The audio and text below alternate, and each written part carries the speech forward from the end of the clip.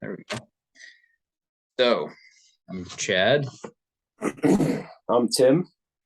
and we're just gonna share a quick story and what we're planning to do, which I think is pretty exciting.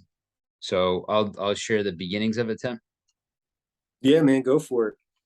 So Tim and I met about 10 years ago, and it's totally random. I think we were at a conference and we were walking out in the foyer. Everyone was walking back and forth and just got in a random conversation, but it was like kind of we knew each other for 5, 10 years. It was just an easy conversation. We stayed in contact. And then a few years back, I saw a post that Tim loaded up to Facebook saying that he was 5 years sober. And I thought to myself, you know what? Maybe I'll try a year, just no drinking alcohol. Just try it out. So sure enough, I tried it out. And as I got into the startings of it, I reached out to Tim. I'm like, Tim, I'm gonna try this out. What'd you say? You're like, dude, just go after it, man. Right? I don't remember exactly what I said, but that's probably something along the lines I said, like, hey man, go for it, try it. If it works, great. Well, that's how it was introduced to me, is just someone said, look, maybe you got a problem, maybe you don't, but the only way that you're gonna find out is if you look into it. And that was the best piece of advice I've ever got. No harm, no foul. Either you do or you don't. You find something new you didn't know about yourself. So when I talk to people that are in situations like yourself, that's the advice I give them. Look into it. If you feel like it's worth exploring, then check it out. And if worse comes to worse, like, hey, you find out you don't have anything going on, no big deal. But you do, you find out you got something going on, and you know where to go from there. Reach out for help and get the assistance that you need, right? Surround yourself with people who will help you out, keep you on the right track. Yeah, that's right. The reason I share that though is that lit me up. So I crushed the year. And then I reached back out to you, Tim, at that year mark, and I'm like, you know what? We got something, we got an energy here that's being created that I feel in my heart of hearts can help a lot of people. And just the conversations that we've had and the master classes that we've held, I think have again fed that energy that Hmm. can help a lot of people who are having some challenges right now. I agree. And Yeah, for sure. so you hit that year mark, we move beyond that, and we're now at a point where we just want to share some of the information that we've been talking about in conversations that we've had. So tonight was, or this quick little post is just to say, you know, that's This is Tim over the there. beginning. This is the beginning of something that's going to be ongoing. Yep. That's Tim. I think I'm pointing correctly. Hopefully the recording comes out like that's Tim. I'm Chad. Tim. Yeah, and it's just gonna be like Tim. It's gonna be like Tim just said. It's gonna be evolving. Totally tough. You know, any comments that people have, any stories that people have that can assist, because you never know when a story that you share is gonna touch someone else's heart to the point where they're gonna either reach back out or find someone to help them create a very positive change in their life.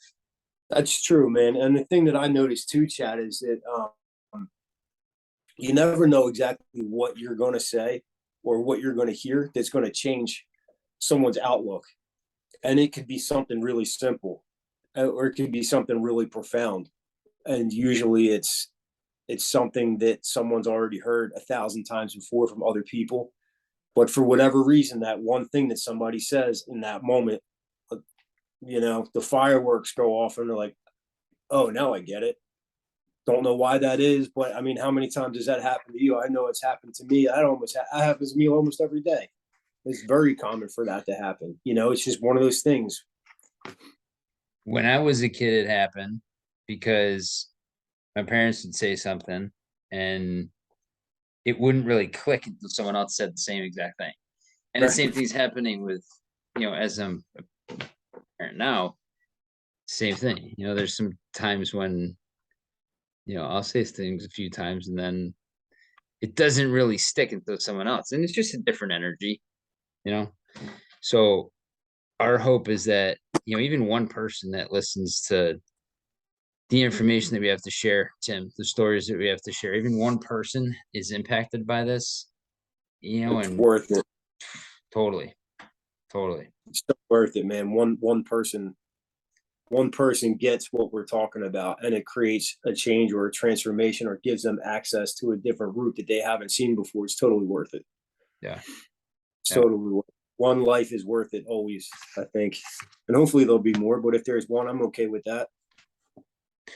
And so Tim's had a construction company for how many years? 5 years I've been in business for myself, and I've been in the construction industry, both commercial and residential, for 22 years, soon to be 23. God, I never thought that I would live to see the day when I hear myself say those words. I've been doing this for 23 years. Because just like you, Chad, I'm also in recovery, and my last drink was 12/01, January 1st, 2009. And I was high on painkillers at the bar, and at 12:01 I had the champagne glass in my hand, and I said, I'm just going to have this champagne, and then I'm not going to drink anymore. And that's essentially what I did. But I was still using other substances, but I was like, yeah, see, I don't have a problem. I shut the drink down anytime I want. Where's my drugs at? And that's how I was. And maybe another 6 months after that is when I got laid off from my job, and I went into rehab at the suggestion of my lawyer. He's like, you're going to go to. I had a DUI, my second one, and he told me flat out, look, you're going to lose your license. You're going to go to jail. You're going to pay a lot of money. And he said, in the state of Pennsylvania, they make way too much money off of DUI. So don't think that you're going to beat this. You're definitely going to get it, and you're definitely going to do jail time, and you're going to pay a lot of money, and you're going to lose your license. And when you get your license back, you're going to have to blow into your car with the interlock system for 6 months or a year or whatever it was. So all of these things happened, and he was the only one, not a family member, not a friend, not a stranger on the street, not a teacher or a mentor or anybody like that, was my lawyer, who said to me just what I said to you. You're going to do time, Tim. And if you go to an inpatient rehab, they will take that time as time counted towards your jail sentence. And he said, you could do all your time in jail, or you could do part of your time in rehab. And who knows, maybe go to rehab and find out something that you didn't know about yourself, and, maybe you do, maybe you don't, but it'll at least look like to the court that you are attempting to at least look into something to see if you do have a problem.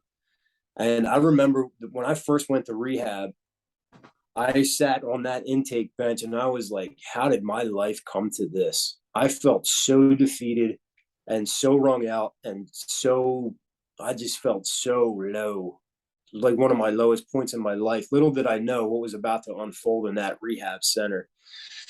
So I said to myself, I'm sitting on this bench, how did the great Tim McCann fall so far? And my next thought was, if you're in rehab, dude, you must not have been that great, right?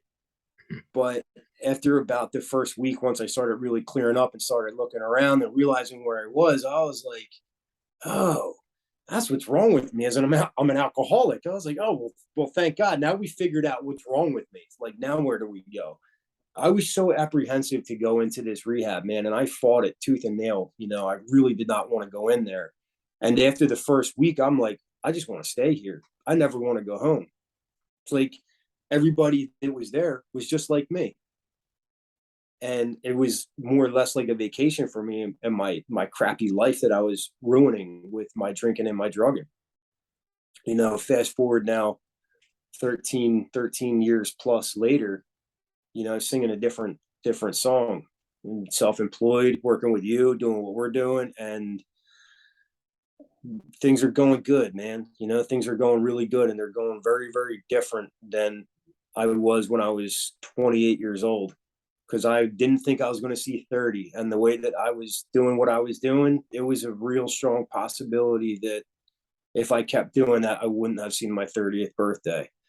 and I have to remind myself that that's the reality of it.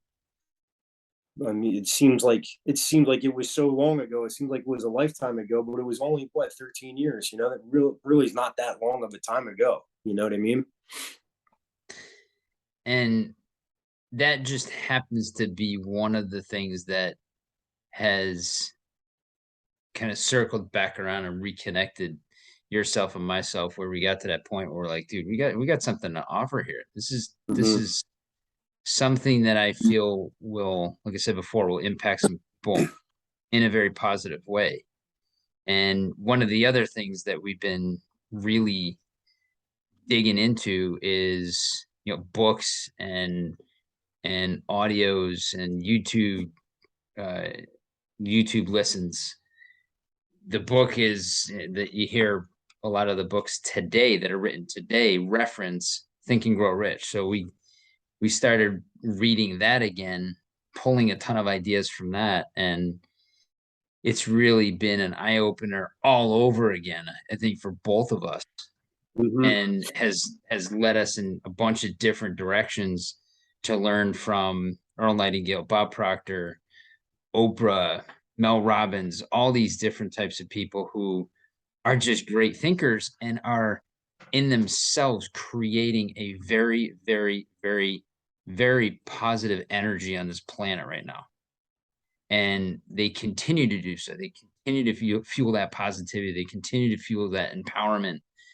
And it feels good when you feel good, when your cup is overflowing and when you're living life from the inside out. It feels even better when you can help other people get to that point where they're feeling that same way. So that's, I think, where, I don't want to take words out of your mouth and speak for you, but I feel that that's where we want to go with this, is help people live from the inside out as opposed to the outside in.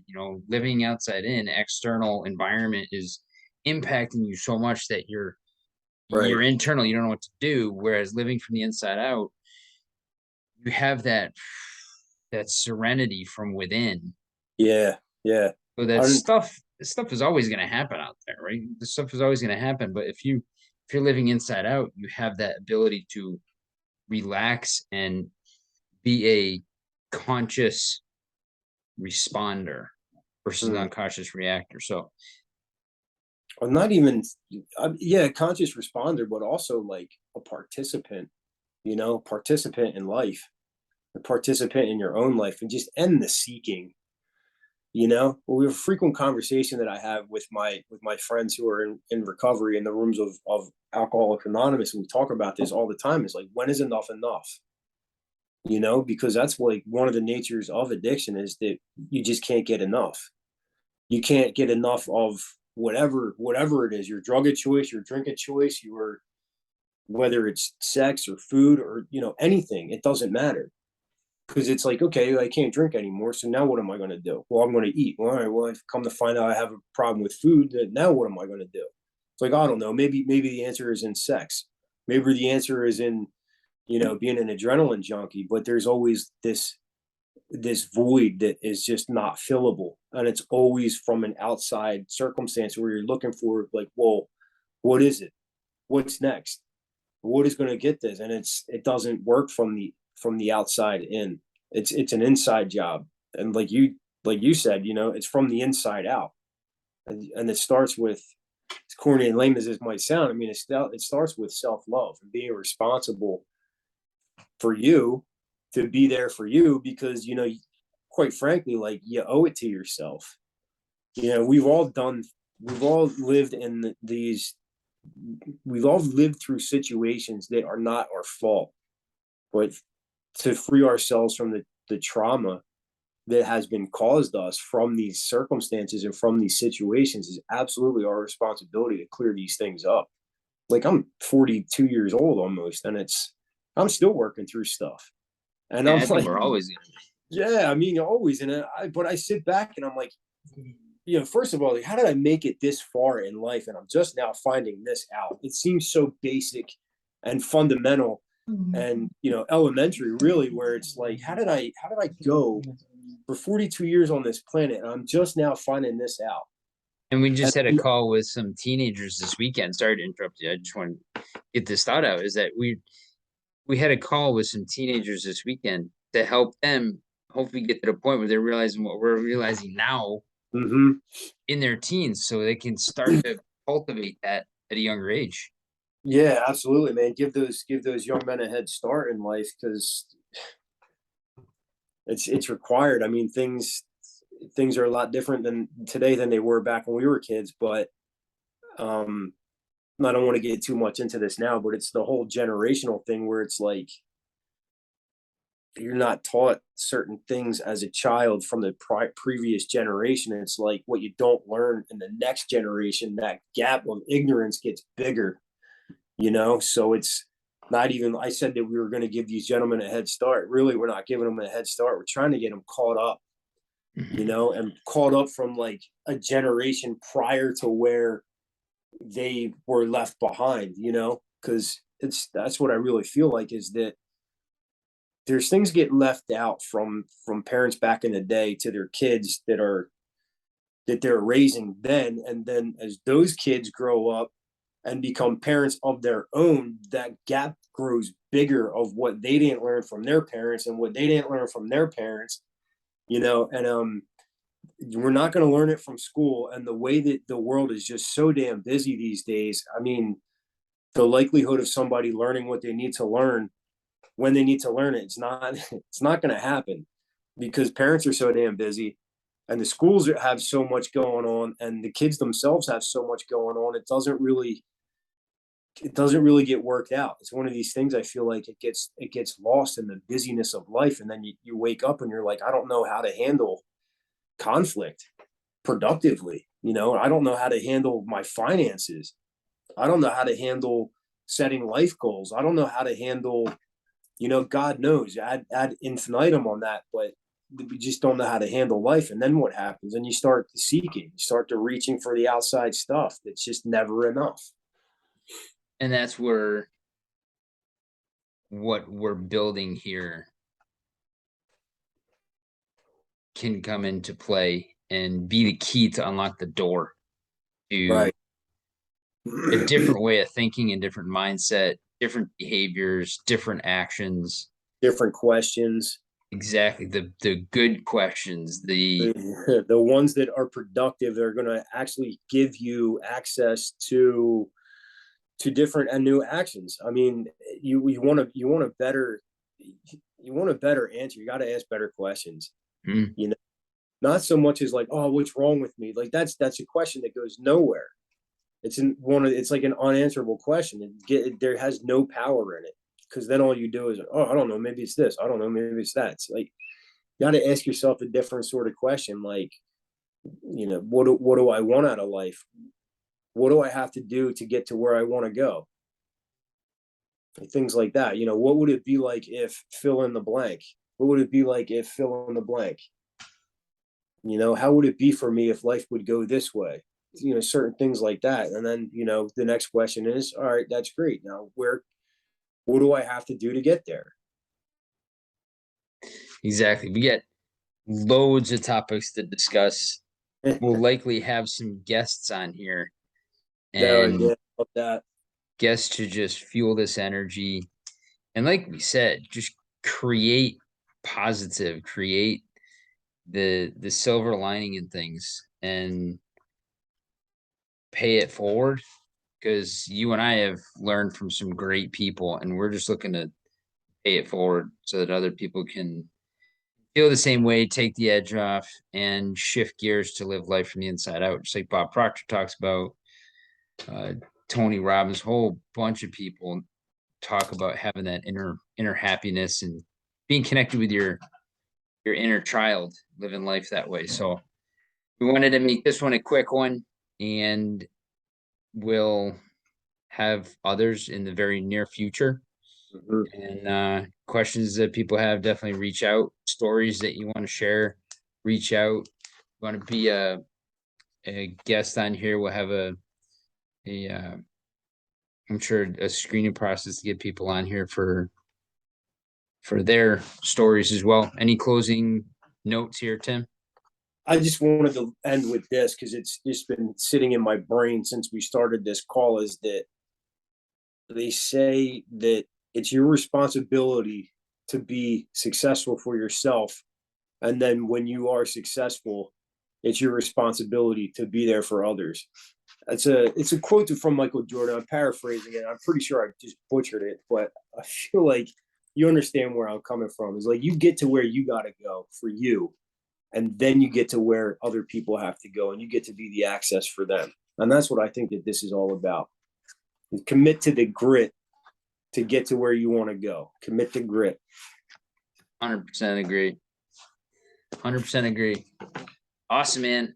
Well, we'll close this one out and get set up for the next call. We'll probably have, say, one topic to discuss on each of these and then move forward. But we wanted to introduce ourselves again. That's Tim. That's Chad. That's Chad. And we'll talk to you guys real soon.